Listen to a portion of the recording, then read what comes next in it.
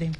Pretty much. I want us to cross over and, engage the young people that we have here. But even as we do that, Ventura, I have a question because I don't know if I can ask it directly before you take over. Sure. And my question is directed to Kasmuel. Kasmuel, during the height of the Gen Z demonstrations, you said you cannot be on the table to talk when the young people are lying in the morgue.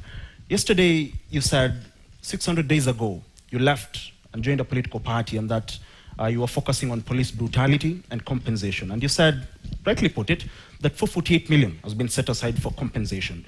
When you listen to them today, most of them have not even been contacted in regards to this reparation program. No police officer has been convicted today. How does that make you feel? As someone who was at the forefront, is there progress you feel in terms of addressing these issues and ensuring that people are being held accountable in terms of convictions?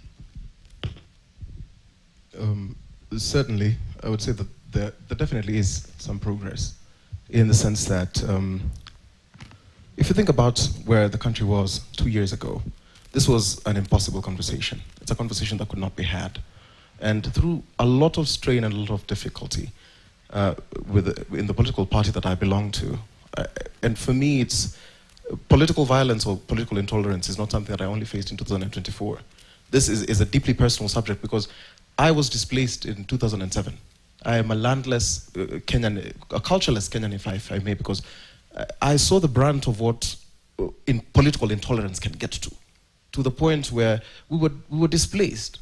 And a lot of the people who are taking this matter trivially do not know what it feels like to see your kinsmen have their private parts chopped off with pangas and displaced through several counties. I moved from Nakuru to Eldama Ravine, to Rongo, to Magadi, to the point where you lose a personal identity.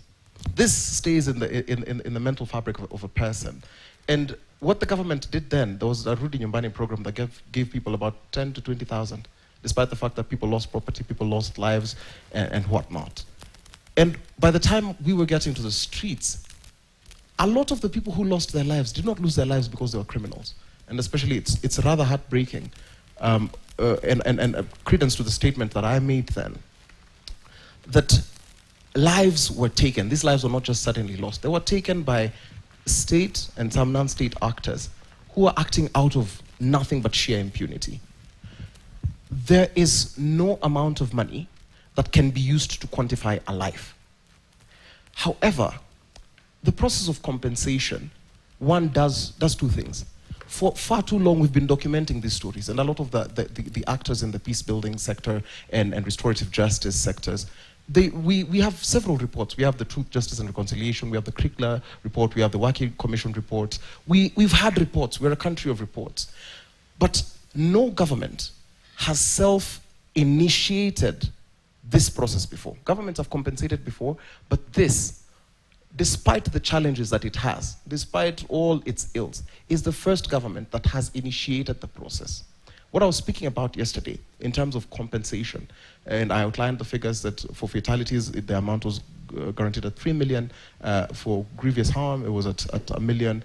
For moderate harm, it was at 500,000. And for sexual violence or aggravated assault, at 1 million. These amounts, to me, it's beyond the money. It's an acknowledgement. Because we cannot live in a country where, for example, Executive Number Order 1 stands. I totally disagree with that. But I remember when the president was receiving the report from the Kenya National Commission on Human Rights, he said that never again will he issue orders to policemen or the members of the police service to harm innocent citizens.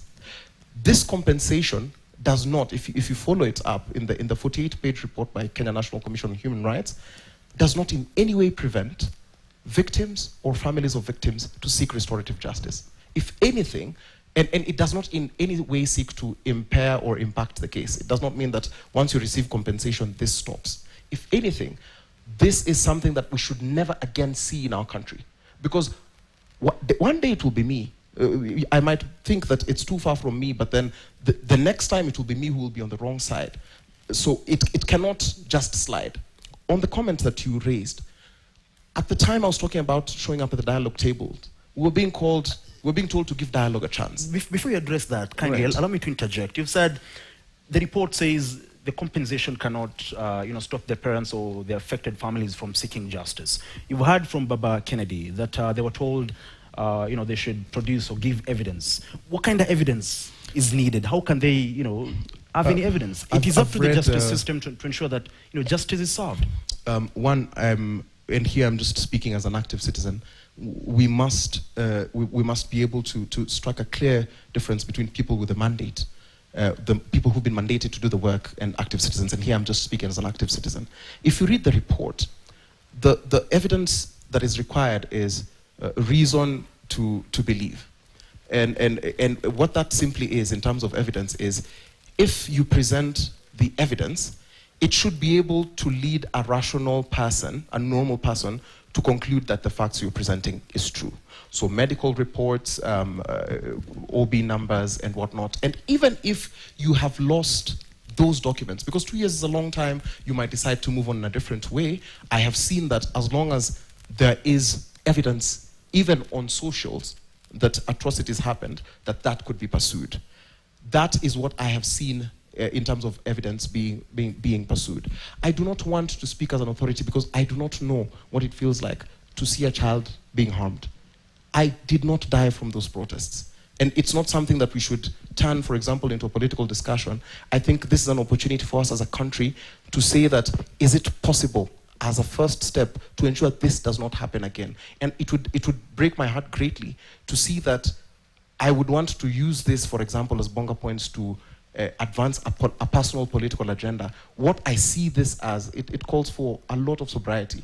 I don't think it is easy for parents who've lost their children, parents who've had their children maimed by state actors, to even sit in such a show and be told, for example, to be brief about those things, and sit here and look at us turn it into a political exercise. Kasmuel, let me just wind up. I want to hand it over to. I'll just wind up. Let me just wind it. Allow me to address that kindly. So that it's clear. Allow me to address that. What you've raised. How then can those in positions of power be able to understand what these families are going through if we cannot give them a platform to talk about it? You've listened and you've heard from them. They're saying justice has been elusive. So if they sit back and just relax because there's compensation maybe, and they don't talk about it, they don't come out to seek that justice, how then can justice happen? What I'm saying is that they should not be curtailed. This uchungu wa mwana cannot be summarized too briefly. I'm not saying that they should not speak. I'm just saying that if they are to speak, they have to be given the necessary audience. So those answers, for example... Has the government given them audience? Because today you support the government.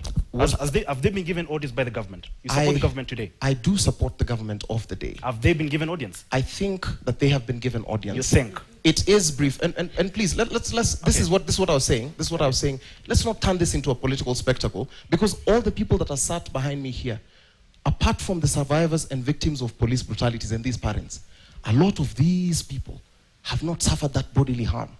A lot of us can still walk with our limbs. Okay, so if we turn this into that thing where we want to make it, you're a government apologist, you're not a government apologist, what we are supposed to be looking for is ways to ensure this does not happen again in our country. If we're going to turn it into that, you tell me if it's a political match, I could take that hat as well. But what we need to do is look at it with a human lens without turning this into an item of propaganda that we will Pretty much, Kasmuel. I was asking that question because you were on the streets and then you crossed over and supported government. But it was like, let me hand it to